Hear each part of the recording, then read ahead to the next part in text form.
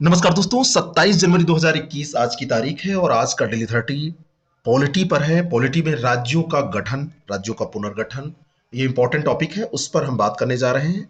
10 प्रश्न आज के करंट अफेयर पर और 20 प्रश्न आज के डेली 30 में पॉलिटी के सेगमेंट पर।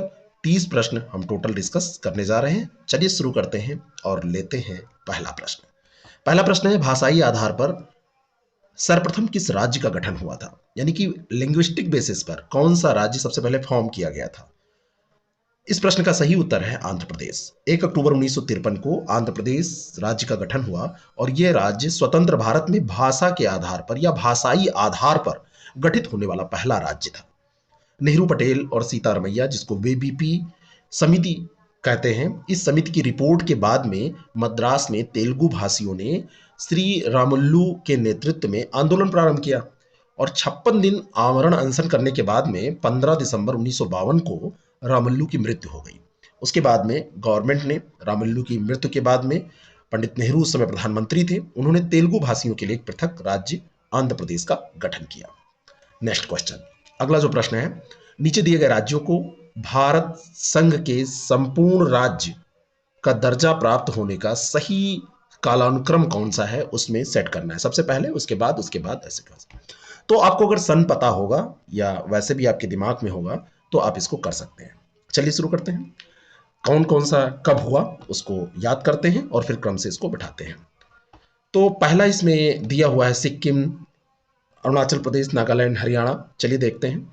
सिक्किम, आंध्र प्रदेश का हमने देखा है 1953, लेकिन यहाँ पे जो जो पूछा जा रहा है, जैसे सिक्किम है, सिक्किम 1975, अरुणाचल प्रदेश 1987, हरियाणा 1966 और एक राज्य और कौन सा इसमें दिया हुआ है, वो राज्य है नागालैंड।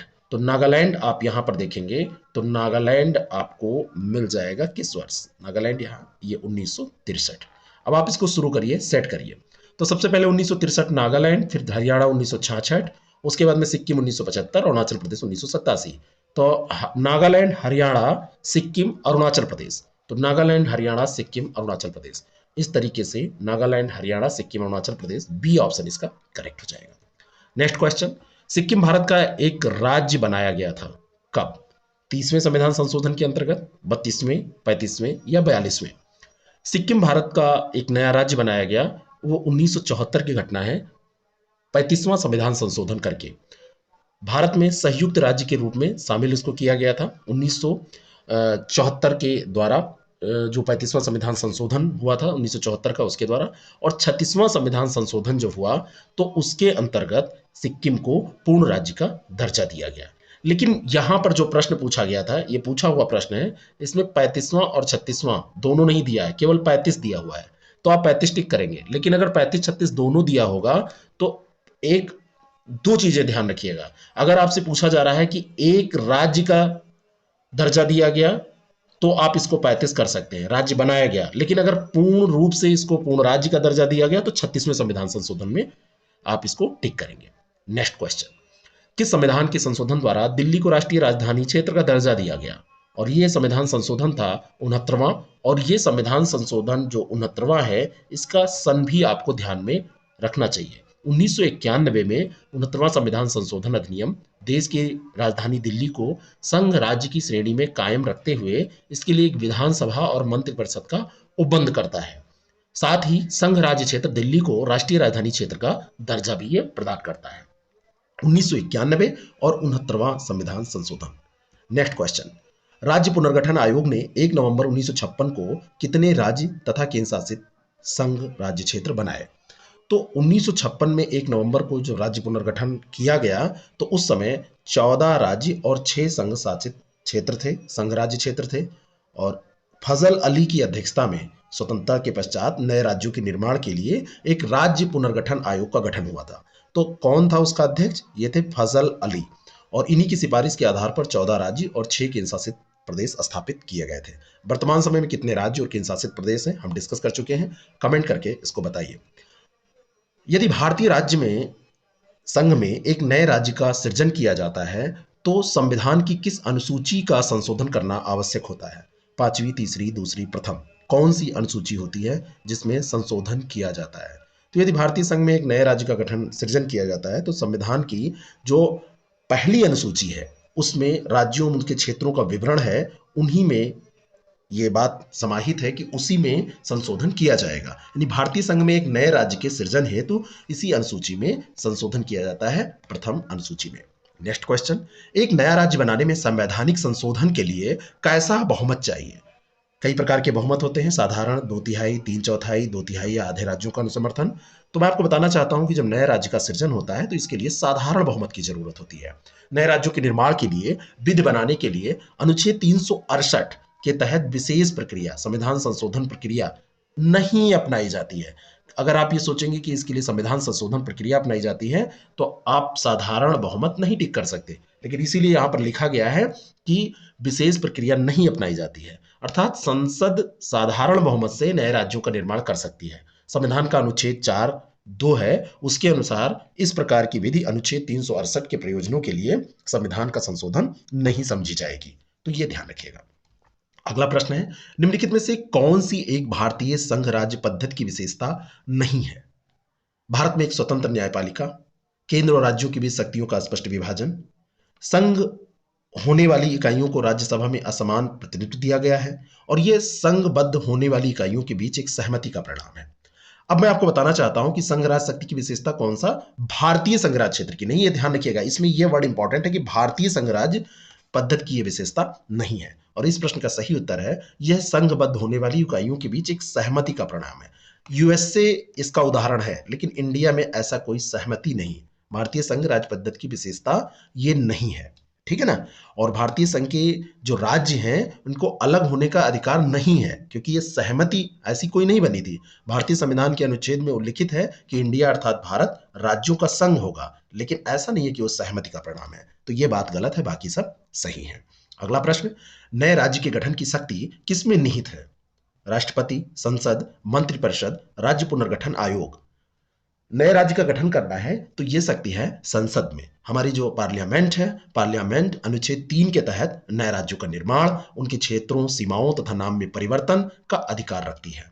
अनुच्छेद 1 के तहत संघ का नाम और राज्य क्षेत्र, अनुच्छेद 2 के तहत भारतीय संघ में नए राज्यों के प्रवेश या स्थापना का प्रावधान किया गया है। तो ये दोनों अनुच्छेद भी याद रखिएगा, अनुच्छेद 1 और अनुच्छेद 2। अनुच्छेद 1 के तहत संघ का नाम और राज्य क्षेत्र, और 2 के तहत भारतीय संघ में नए राज्यों का प्रवेश। तो संसद को यह शक्ति प्राप्त है, वो कर सकती है। यहां पर कंफ्यूज मत होइएगा। निम्नलिखित कथनों पर विचार करें, क्षेत्रीय परिषदों के अतिरिक्त एक पूर्वोत्तर परिषद भी है। पहला प्रश्न, पहला स्टेटमेंट, और दूसरा है कि पूर्वोत्तर परिषद में सिक्किम शामिल नहीं है। दोनों स्टेटमेंट पर हमको विचार करना है कि कौन सा सही है।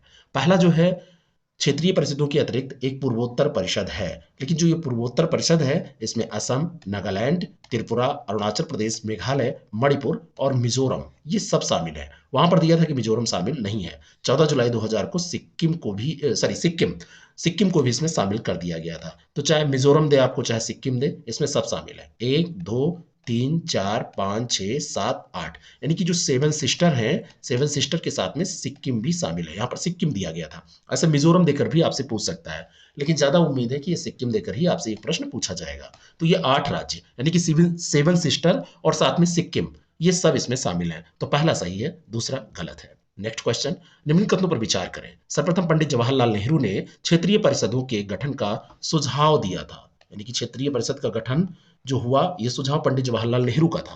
और दूसरा है कि क्षेत्रीय परिषदों का गठन संविधान द्वारा हुआ था। चलिए चेक करते हैं कौन सा सही है। पहला जो है वो बिल्कुल सही है। पंडित जवाहरलाल नेहरू ने क्षेत्रीय परिषदों के गठन का सुझाव दिया। राज्य पुनर्गठन अधिनियम 1956 की धारा 15 में इस संबंध में आवश्यक प्रावधान किए गए, लेकिन क्षेत्रीय परिषदों का गठन संविधान में नहीं वर्णित है, बल्कि संसद में एक अधिनियम के द्वारा हुआ था। ये संविधान में नहीं है ये प्रावधान, ये संसद में अधिनियम के द्वारा हुआ था। तो पहला सही है, दूसरा गलत है। निम्नलिखित कथनों पर विचार करें। संघ राज्य क्षेत्र केंद्र शासित प्रदेश है जिनका शासन राष्ट्रपति के द्वारा नियुक्त प्रशासक के माध्यम से होता है। क्या यह बात सही है? दूसरा है कि इनके प्रशासन के लिए विनिमय संसद बनाती है, यानी कि इसके बारे में जो नियम होते हैं वो कौन बनाता है? संसद। चलिए, पहला स्टेटमेंट तो बिल्कुल सही है। संघ राज्य क्षेत्र केंद्र शासित प्रदेश है जिसका शासन राष्ट्रपति के द्वारा होता है। वहां पर जो प्रशासक होते हैं, गवर्नर होते हैं, तो वो क्या करते हैं? राष्ट्रपति के बिहाफ पर काम करते हैं, राष्ट्रपति के अधीन काम करते हैं।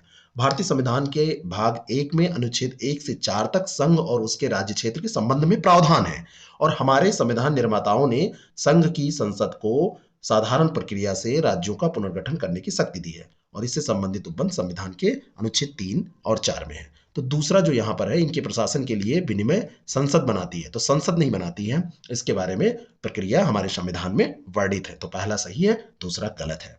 अगला प्रश्न है, चंद्रनगर, माहे, यनम और कराईकल या कारकल ऐसे लिखा आपको मिल जाता है। 1956 से पूर्व किसके उपनिवेश थे? ये यूपीएससी में पूछा हुआ प्रश्न है और इस प्रश्न का सही उत्तर है कि ये उपनिवेश थे फ्रांसीसी।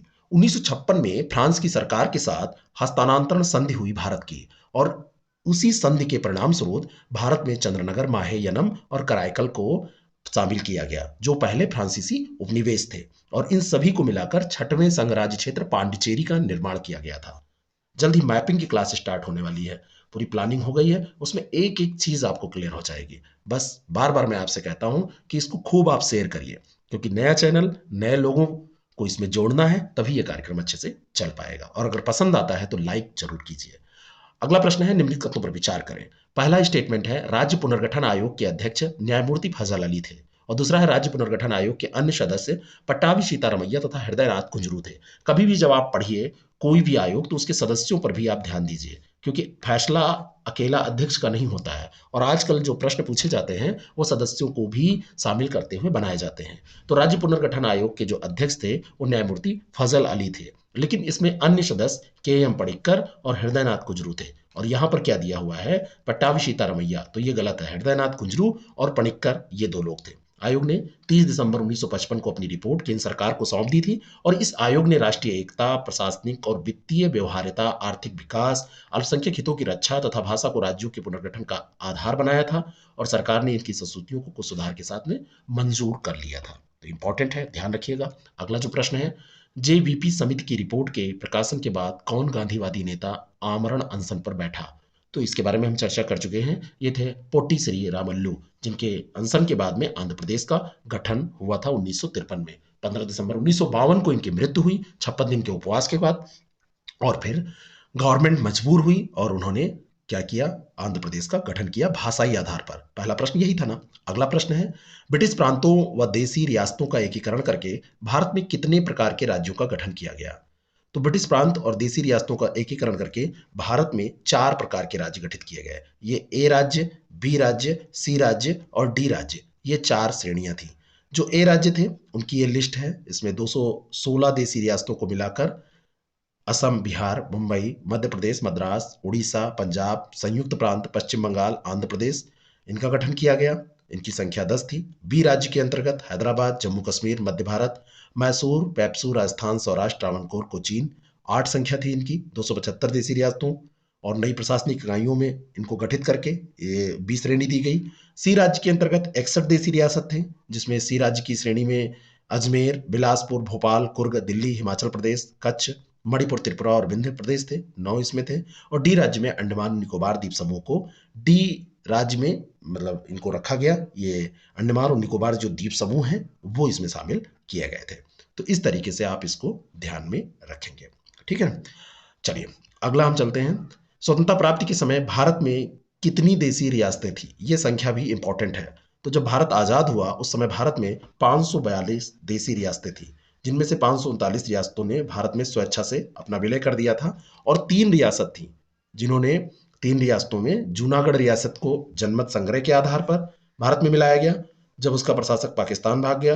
हैदराबाद की रियासत को पुलिस कार्रवाई करके मिलाया गया था और जम्मू कश्मीर की रियासत जो थी उसके शासक ने पाकिस्तानी कबायलियों के आक्रमण के कारण विलय पत्र पर हस्ताक्षर करके अपनी रियासत को भारत में मिलाया था।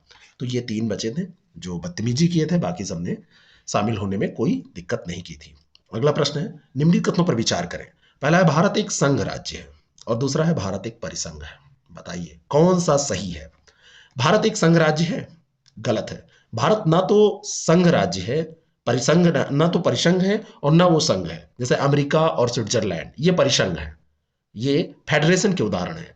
और भारत संघ भी नहीं है, जैसे दक्षिण अफ्रीका और ऑस्ट्रेलिया ये संघ है।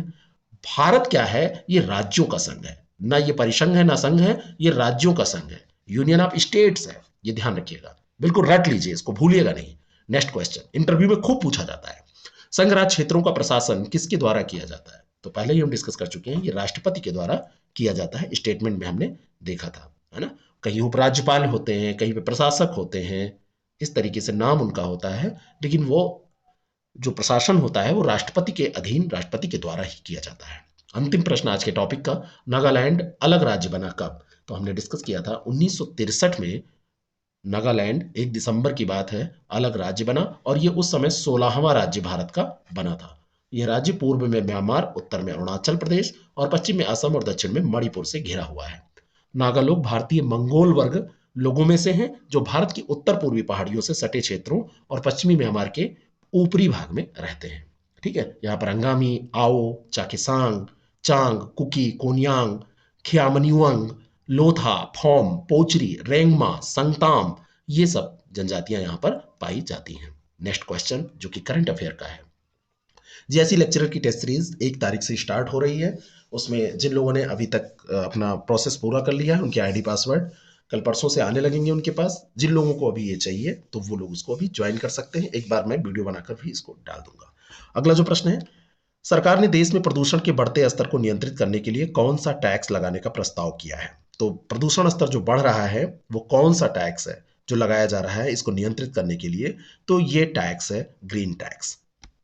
कुछ कॉन्सेप्ट भी आप इसमें यूज कर सकते हैं, ग्रीनरी चाहिए ना प्रदूषण को हटाने के लिए, तो ग्रीन टैक्स लगेगा। केंद्रीय सड़क परिवहन और राजमार्ग मंत्री नितिन गडकरी ने यह प्रस्ताव मंजूर किया है और 8 साल से अधिक पुराने जो परिवहन वाहन हैं उनके फिटनेस प्रमाण पत्र के नवीनीकरण के समय ग्रीन टैक्स लगाया जाएगा। वैसे मैंने एक चीज देखा है, ये गवर्नमेंट हर तरफ से टैक्स लगाने की बहुत कोशिश कर रही है। आपकी गाड़ी आप अगर चलाना चाहते हैं तो आपको पोल्यूशन टैक्स दुनिया भर का ये सब देना पड़ता है, प्रदूषण बनवाना पड़ता है। अच्छा, ये एक बार सोचने की बात है कि आप जब प्रदूषण बनवा लेते हैं, जैसे भी उसको बनवाया आपने, तो क्या प्रदूषण फैलना थोड़ी बंद हो जाता है? बस पैसे आपके चले जाते हैं। क्या कारण है? और इसी अगर बाई द वे आपका प्रदूषण नहीं है तो आपसे पुलिस या जो चेक करने वाले लोग हैं, जहां पे जैसे भी पुलिस ही चेक करती है, तो वो बहुत पैसे उगा ही करते हैं। अगला जो प्रश्न है, 25 जनवरी 2021 को भारत ने उड़ीसा तट से किस मिसाइल का सफल परीक्षण किया? उड़ीसा तट से इसको किया गया है और 25 जनवरी को किया गया है। ये डेट भी इंपॉर्टेंट है, उड़ीसा तट भी याद रखिएगा क्योंकि ऐसे देकर पूछा जाएगा। तो ये है आकाश मिसाइल। उड़ीसा तट में जो एकीकृत परीक्षण रेंज है वहां से आकाश एनजी यानी कि न्यू जनरेशन सतह से हवा में मार करने वाली मिसाइल का सफल परीक्षण किया गया और इस मिसाइल का उपयोग भारतीय वायुसेना द्वारा उच्च गति वाले निम्न राडार क्रॉस सेक्शन हवाई खतरों को रोकने के लिए किया जाएगा। तो इसका उद्देश्य क्या है? इसका उद्देश्य है निम्न राडार क्रॉस सेक्शन जो हवाई खतरे हैं उनको रोकने के लिए, और ये नई पीढ़ी की है, सतह से हवा में मार करने वाली मिसाइल है, इसका परीक्षण किया गया। Next question, Thailand open badminton में महिला एकल का खिताब किसने जीता? Saina Nehwal, Carolina Marin, PV Sindhu, Rituparna Das, किसने जीता है? तो थाईलैंड ओपन बैडमिंटन में महिला एकल का खिताब अभी जीता है कैरोलिना मारिन ने। स्पेन की ये कैरोलिना मारिन है, स्पेन बिल्कुल मत भूलिएगा। और थाईलैंड ओपन बैडमिंटन महिला एकल खिताब इन्होंने जीता है। ये करंट अफेयर का यूपीपीसीएस का बहुत ही महत्वपूर्ण प्रश्न हुआ करता है। पुरुष श्रेणी में विक्टर एक्सेलमैन ने, डेनमार्क के हैं ये, इन्होंने जीता है। महिला श्रेणी में कैरोलिना मारिन ने जीता है और हराया किसको है? ताई चुज इंग को, ये ताइवान की है। ठीक है, और युगल में भी ये देखें तो भारत का कोई नहीं रहा है बाकी, और आप इसको देख लीजिएगा। बाकी इसमें पूछा यही जाएगा जो मेन है, क्योंकि भारत का अगर कोई होता तो पूछा जाता युगल में या कहीं भी। अगला प्रश्न है, उत्तर प्रदेश सरकार फरवरी में अभ्युदय नाम से एक राज्यव्यापी मुफ्त कोचिंग कार्यक्रम शुरू करेगी। फरवरी से ये चर्चा में इस समय खूब चल रहा है और ये कोचिंग कार्यक्रम छात्रों को विभिन्न प्रतियोगी परीक्षाओं की तैयारी में मदद करेगा। दोनों के दोनों ये स्टेटमेंट सही हैं। अभ्युदय इसका नाम होगा, राज्यव्यापी यानी कि पूरे प्रदेश में ये कोचिंग कार्यक्रम शुरू होगा और ये कोचिंग कार्यक्रम जो प्रतियोगिता परीक्षाएं हैं जो आप लोग तैयारी कर रहे हैं उसमें मदद करेगा। कितनी कर पाएगा समय बताएगा, लेकिन ये गवर्नमेंट का प्लान है। अगला प्रश्न है, हाल ही में खबरों में नजर आने वाले मोहम्मद एस्तियाह किस देश के प्रधानमंत्री हैं? क्या नाम है? मोहम्मद एस्तियाह। तो ये खबरों में रहे हैं और ये प्रधानमंत्री बने हैं कहाँ के? फिलिस्तीन के। फिलिस्तीनी प्रधानमंत्री मोहम्मद एस्तियाह हाल ही में खबरों में इसलिए आए क्योंकि उन्होंने संयुक्त राष्ट्र के नए दूत के साथ रुकी हुई शांति प्रक्रिया को पुनर्जीवित करने पर चर्चा की। और संयुक्त राष्ट्र के दूत कौन है? टोर वेंसलैंड मध्य पूर्व शांति प्रक्रिया के एक विशेष समन्वयक है। तो इसी कारण से ये चर्चा में आए हैं। फिलिस्तीन के प्रधानमंत्री हैं। नेक्स्ट क्वेश्चन, शकुन किस भारतीय राज्य या केंद्र शासित प्रदेश की एक प्रमुख योजना है? किस राज्य या केंद्र शासित प्रदेश की एक प्रमुख योजना है शकुन? और इस प्रश्न का सही उत्तर है पंजाब। ये जो योजना है इसके तहत कम आय वाले परिवारों की बेटी की जो शादी होगी उसमें वित्तीय सहायता यानी कि इकोनॉमिकली हेल्प, जो वीकर सेक्शन है उनको हेल्प किया जाएगा और इसका उद्देश्य बाल विवाह को रोकना है। पंजाब सरकार ने निर्माण श्रमिकों की बेटियों की शादी के लिए 31,000 रुपए से बढ़ाकर 51,000 रुपए करने का भी निर्णय लिया है। तो इस शकुन पंजाब सरकार की योजना यूपी में भी चलती है, सामूहिक विवाह योजना। ठीक है। अगला जो प्रश्न है, हाल ही में खबरों में नजर आने वाले राजेंद्र कुमार भंडारी किस पुरस्कार के विजेता हैं? तो राजेंद्र कुमार भंडारी को अभी सुभाष चंद्र बोस आपदा प्रबंधन पुरस्कार दिया गया है और गृह मंत्रालय ने हाल ही में 2021 के लिए सुभाष चंद्र बोस आपदा प्रबंधन पुरस्कार की जो घोषणा की है, इसमें राजेंद्र कुमार भंडारी को व्यक्तिगत श्रेणी में यह पुरस्कार मिला है, लेकिन सतत पर्यावरण और पारिस्थितिक विकास सोसाइटी को संस्थागत श्रेणी में मिला है। तो अगर आपसे संस्थागत श्रेणी में पूछा जाए तो सीड्स को मिला है, सतत पर्यावरण और पारिस्थितिक विकास सोसाइटी को, लेकिन अगर व्यक्तिगत श्रेणी में पूछा जाए तो ये राजेंद्र कुमार भंडारी को मिला है। दोनों ध्यान रखना, सुभाष चंद्र बोस आपदा प्रबंधन पुरस्कार। भूमि आवंटन नीति 2021 से 30 जो हाल ही में लैंड अलॉटमेंट पॉलिसी चर्चा में रही है, किस राज्य केंद्र शासित प्रदेश द्वारा जारी की गई है? राज्य या केंद्र शासित प्रदेश के द्वारा? तो भूमि आवंटन नीति ये जारी की गई है जम्मू और कश्मीर के द्वारा। इस नीति का उद्देश्य है औद्योगिक क्षेत्रों की जोनिंग और विनियमित करने के लिए एक रूपरेखा तैयार करना, एक स्ट्रक्चर, एक रोडमैप तैयार करेगी और यह स्वास्थ्य संस्थानों और शैक्षणिक संस्थानों के लिए भूमि आवंटन को भी कवर करेगी। और इस नीति का उद्देश्य जम्मू कश्मीर में निष्पक्ष औद्योगिक विकास को बढ़ावा देना है। तो ये ध्यान रखिएगा, जम्मू कश्मीर। नेक्स्ट क्वेश्चन, भारतीय रिजर्व बैंक ने किस प्रकार के वित्तीय संस्थानों के लिए एक 4 स्तरीय नियामक ढांचा प्रस्तावित किया है? किसने किया है? आरबीआई ने। और किस प्रकार के वित्तीय संस्थानों के लिए किया है और कितने स्तरीय है? 4 स्तरीय, याद करिए इसी समय। तो ये किया है उसने, आरबीआई ने, किसके लिए? एनबीएफसी। एनबीएफसी यानी कि नॉन बैंकिंग जो फाइनेंस कारपोरेशन है, कंपनीज हैं, तो गैर बैंकिंग वित्तीय जो कंपनी है उनके लिए ये नियामक ढांचा है। और इसमें नियामक जो एनबीएफसी का नियामक और पर्यवेक्षी ढांचा है ये 4 स्तर का बनाया जाएगा, जैसे आधार परत, मध्य परत, ऊपरी परत और एक संभावित शीर्ष परत ये बनाई जाएगी। और आरबीआई ने पूंजी और जोखिम प्रबंधन पर एनबीएफसी बोर्ड के लिए और अधिक शक्ति की सिफारिश की है। ठीक है, कि इसको और शक्ति दी जाए। ठीक है, गैर बैंकिंग वित्तीय कंपनियों को। नेक्स्ट क्वेश्चन और अंतिम प्रश्न है, ड्यूशेन मस्कुलर डिस्ट्रॉफी क्या है?